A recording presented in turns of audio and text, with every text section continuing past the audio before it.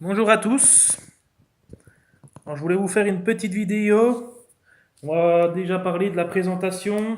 Donc, on va parler un peu de survie, d'autonomie, de base autonome durable. Donc on va commencer. Donc je vais me présenter. Donc je m'appelle Rémi, j'ai 28 ans. Donc ici, on est dans le Doubs, dans le département 25. Je suis à la frontière suisse, entre Morteau et Pontarlier, à 1030 d'altitude. Donc je voulais vous faire une petite vidéo en fait de présentation. Donc on va parler comment j'en suis arrivé là, quels sont les déclics, pourquoi en fait j'ai envie de vivre dans une BAD, de vivre en autonomie. Donc on va parler de ça. Donc voilà, donc première chose, donc projet. Mon premier projet, c'était en fait j'ai toujours eu envie d'arrêter de travailler, on va dire, d'arrêter de travailler assez tôt, pas travailler toute ma vie, et puis d'être en retraite à 60 ans, 65 ans. Moi, ce qui m'intéressait, c'est de trouver, d'investir pour pouvoir en fait arrêter de travailler assez tôt. Donc en fait, mon premier projet, donc j'étais jeune, ça a 15 ans, je me disais si j'investis dans l'immobilier, donc acheter un appartement pour le louer, ça me rapporterait un peu d'argent, en racheter, l'idéal, je disais en acheter 3 ou 4. Et donc l'acheter, donc vu que j'ai commencé à travailler à 18 ans, je me disais quand j'aurai 40 ans, j'aurai payé ces appartements, ils se seront autofinancés, voilà. Je me disais, bah, à 40 ans, j'ai trois loyers qui tombent, ça fait à peu près 1 500 euros. Je suis tranquille, quoi, j'arrête de travailler. Donc c'était un peu ça mon premier projet. Le problème, c'est que l'immobilier a fortement augmenté, c'est devenu très cher, l'immobilier. Ça n'a jamais été aussi cher, nous, dans la région, donc j'ai un peu abandonné le projet. Je trouvais ça, investir dans des choses qui sont très chères, c'est pas forcément le top. Donc après, j'ai réfléchi à un deuxième projet. Donc je me disais, bon ben, vu que je commence à travailler à 18 ans, donc c'est jeune, je me disais, à l'époque, c'était en général, on se disait, bon, 40 ans de cotisation pour arriver à la retraite. En commençant à 18 ans, je me disais donc 18 ans, 58 ans, je suis en retraite. Au pire 60, donc je me disais, bon, ça peut encore aller. On travaille 40 ans. Le problème, c'est que, bon, alors moi j'ai commencé à travailler les heures défiscalisées, donc j'avais une paye relativement correcte. Du coup, quand François Hollande est arrivé au gouvernement, ils ont supprimé cette défiscalisation des heures supplémentaires. Donc je perdais 100 euros sur mon salaire. Donc, en gros, voilà, je gagnais 1600 euros. Je me suis retrouvé à 1500 euros de salaire. Donc là, quand on commence à perdre en salaire, puis qu'on se dit on va travailler encore 40 ans, ça fait un peu bizarre. Donc je commençais un petit peu à être dégoûté du travail, sachant que plus les années passent, plus c'est plus 40 ans de cotisation, c'est plus 60 ans. On part plus de 62 ans, 65 ans, peut-être 67, hein, dans certains pays, ça va passer à 67. Donc je me disais, finalement, l'idée de travailler tôt pour arrêter tôt, va peut-être falloir laisser tomber. Donc il m'est venu un troisième projet, donc une troisième idée en regardant des vidéos, je m'intéressais beaucoup à l'autonomie, et en fait le lieu où je me trouve s'y prête bien. Donc moi en fait c'est l'idée c'était de construire la BAD, donc la base autonome durable. Donc en fait mes parents, nous qu'on habite à la campagne, on a du terrain, on a une source qui nous alimente en eau, on se chauffe au bois. Je me disais il y a pas mal d'avantages finalement.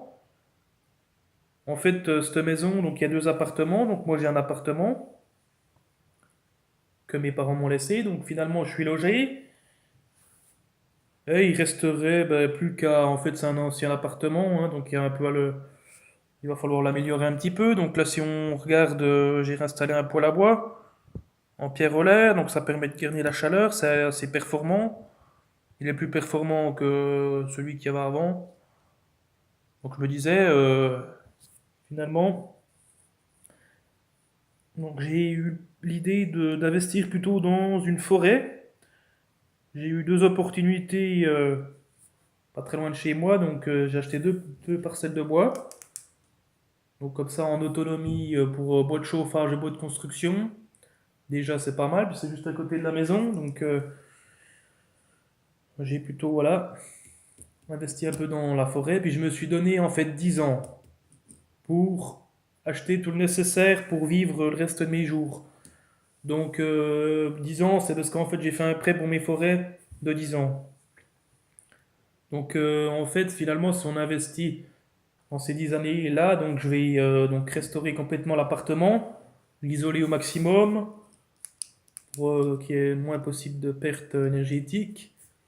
Donc je vais investir pas mal dans l'énergie, donc j'ai remis ce poêle à bois. Donc pour les survivalistes, l'idéal c'est une cuisinière à bois. Donc je vais aussi installer une cuisinière à bois. La cuisinière à bois, ça permet de se chauffer, de chauffer de l'eau, des aliments. Donc on a le four. Donc c'est vraiment le chauffage idéal pour un survivaliste.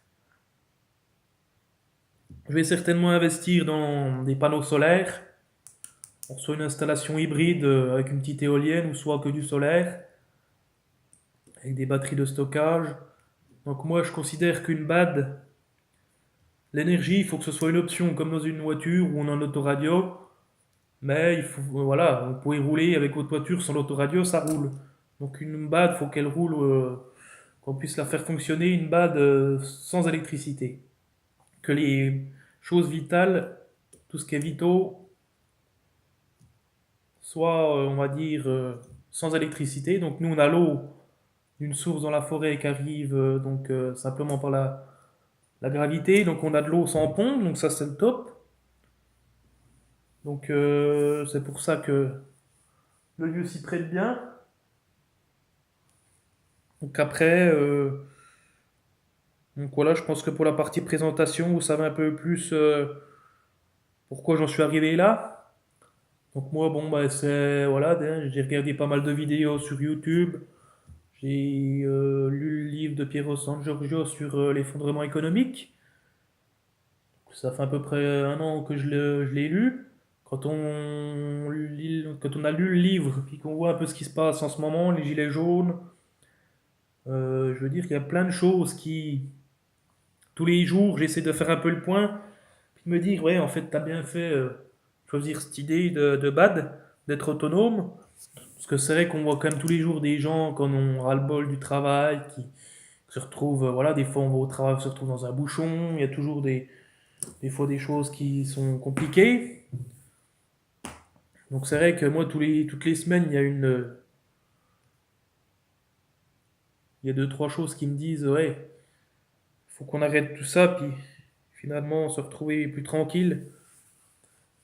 Donc voilà, je pense qu'on a fait une présentation un peu de moi, pourquoi j'en suis arrivé là.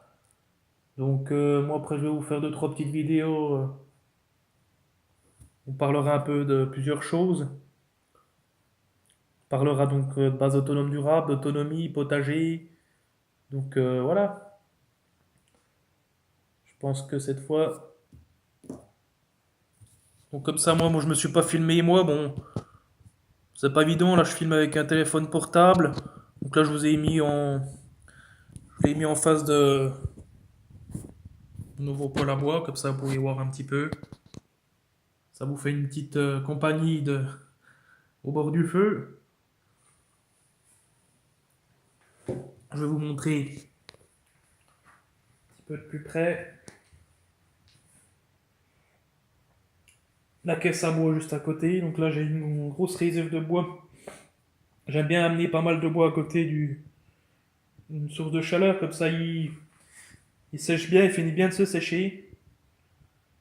Et en fait je prends dans une caisse.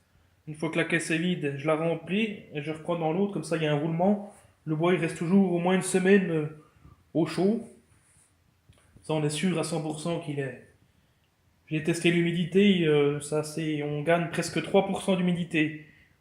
Par rapport à le lieu de stockage et puis le laisser une semaine près du poêle à bois, je perds à peu près 3-4% d'humidité. Donc c'est plutôt que d'être à 15, on est plutôt à 11-12.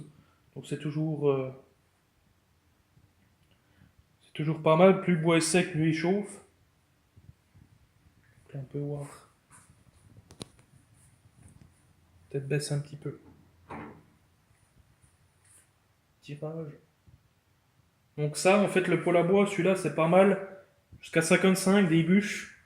Donc le jour où c'est qu'on se retrouve sans tronçonneuse, sans rien, mettre des bûches de 55, ça permet au moins, on met pas des petits bouts.